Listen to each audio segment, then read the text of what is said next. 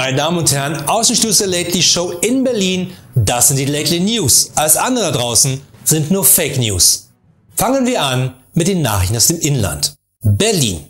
Bei Temperaturen ab 35 Grad ist es kaum erträglich in der Hitze. Was viele nicht wissen ist, dass ich unterhalb des Tisches in einem Becken voll kaltem Wasser sitze. Ein Luxus, den aber nicht alle haben können. Oder man rast mit Karacho auf einem E-Roller durch die Stadt. Genau deswegen hat die Berliner Polizei einen Mann angehalten und festgenommen. Jedoch nicht nur wegen zu schnellen Fahrens, sondern weil der Mann dabei auch nur mit einem Helm und Sandalen bekleidet unterwegs war. Nur stellt die Festnahme bei mehr als 35 Grad ein Problem dar, denn wenn ein Nackter zu lange bei diesen Temperaturen stehen muss, schwitzt er wie eine Sau. Und das machte eine Festnahme nicht gerade einfacher, wenn der aus jedem Griff rausflutschte. Zugute muss man dem Mann aber auch halten, dass er zu seiner eigenen Sicherheit immerhin einen Helm getragen hat. Dabei ist es noch nicht einmal verboten, in Berlin nackt durch die Gegend zu fahren. Das ist einer der größten Vorteile Berlins. Doch festgenommen wurde der Mann wegen eines Details, das hier in Berlin nun einmal nicht geht. Nackt ist vollkommen okay, aber Sandalen? Das hier ist Berlin, wir haben immerhin einen gewissen Ruf zu verteidigen, du Birkenstock-Punk. Bielefeld. Für viele Menschen ist es wichtig beim Autokauf, nicht nur die technischen Daten zu kennen, sondern auch bei einer Probefahrt ein Gefühl für das Auto zu bekommen. Genau unter diesem Aspekt stimmte ein Verkäufer eines knapp 2 Millionen Euro teuren Ferrari 288 GTO auch eine Probefahrt mit dem potenziellen Käufer zu, den er als äußerst seriös empfand. Auch, dass der Käufer in einem Autorennen-typischen Outfit ankam, machte ihn nicht weiter stutzig. Halt, ein typischer Ferrari-Fan, dachte er sich. Nur als der Käufer den Autoschlüssel bekam, sprang er sofort in den Ferrari und raste davon. Noch lange bevor der Verkäufer auf der Beifahrerseite überhaupt die Tür anfassen konnte. Das Besondere dieses Ferraris von 1985 ist auch, dass er dem ehemaligen Formel-1-Piloten Eddie Irvine gehört haben soll. Dieser musste ihn aber nach einer teuren Scheidung leider verkaufen, was ihn immer noch sehr, sehr schmerzen soll. Die Polizei in Bielefeld hat nun ein Täterbild veröffentlicht, denn der Dieb hatte, und das kann echt nur in Bielefeld passieren, auch ein Foto von sich machen lassen, bevor er den Ferrari geklaut hat. Können wir das Bild einmal sehen? Sagt mir rein gar nichts, das könnte wirklich jeder aus der Formel 1 sein. Kommen wir nun zu den Nachrichten aus dem Ausland. Moskau. Zu leichten Irritationen kam es bei der letzten Militärbesprechung im Kreml, als Generaloffizier Andrei Kartapolov den neuesten Stand bei der Bekämpfung ausländischer Propaganda bei russischen Wahlen präsentierte. Wladimir Putin war dabei sichtlich verwundert, dass es immer noch überhaupt ein Ausland geben würde. Und dass dies nun auch selber versuchen würde, Wahlen zu manipulieren. Eigentlich hatte sich Wladimir Putin das urheberrechtlich schützen lassen.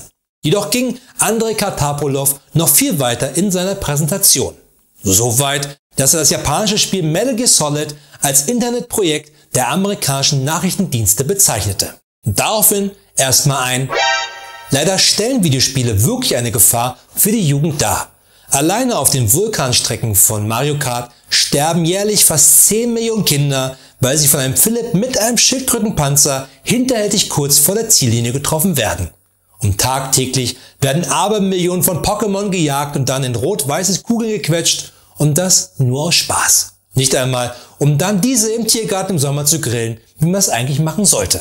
Ein Schicksal wiederum, das leider auch Andrei Kartapolov passierte, denn Wladimir Putin quetschte ihn nach der Besprechung in eine Matroschka-Figur.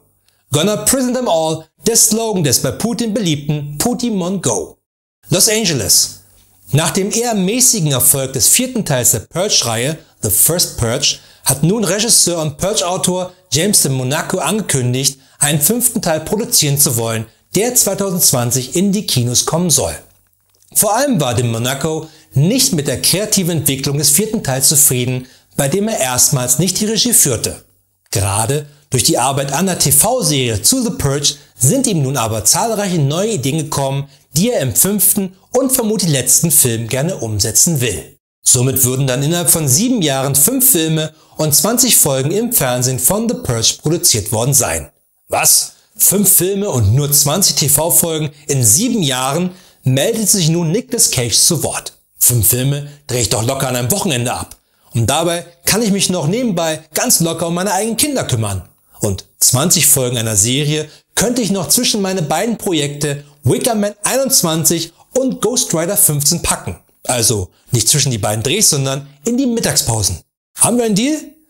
Lieber nicht. Nicht, dass dann die Qualität von Ghost Rider 15 darunter leidet. Immerhin soll Ghost Rider 15 Ghost Rider 13 aussehen lassen wie Batman Begins. Und noch zum Abschluss das Fake News Medium der Woche. Ist dieses Mal eindeutig das ideale Heimmagazin. Es hat sich gezeigt, dass das Failing ideale Heimmagazin nur vollgestopft ist mit Fake News. Tante Erna ist mittlerweile auch nicht mehr die Jüngste. Das merkt man immer mehr, weil ihr gerade die alltäglichen Dinge schwerer fallen. Immer seltener gelingt ihr noch ein 16er Killstreak bei Battlefield. 10 oder ja 12 gehen noch, aber eben keine 16 mehr. Sie ist halt keine 85 Jahre mehr alt.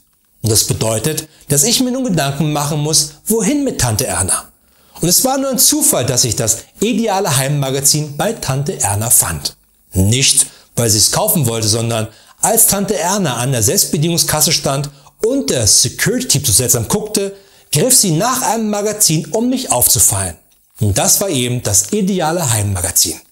Das ärgerte sie natürlich später zu Hause, weil sie es auch noch bezahlen musste. Denn Selbstbedienungskasse impliziert doch geradezu, sich aus der Kasse selber zu bedienen, oder? Deshalb sei gewarnt, das ideale Heimmagazin, die dunkelgelbe Lately Fake News Karte von Tante Erna an dich und du stehst ab sofort unter ihrer Beobachtung. Aber mir gilt, ruf mich an wegen Tante Erna. Das waren die Lately News. Wir sehen uns wieder am Dienstag. Und nicht vergessen, alles andere da draußen sind nur Fake News.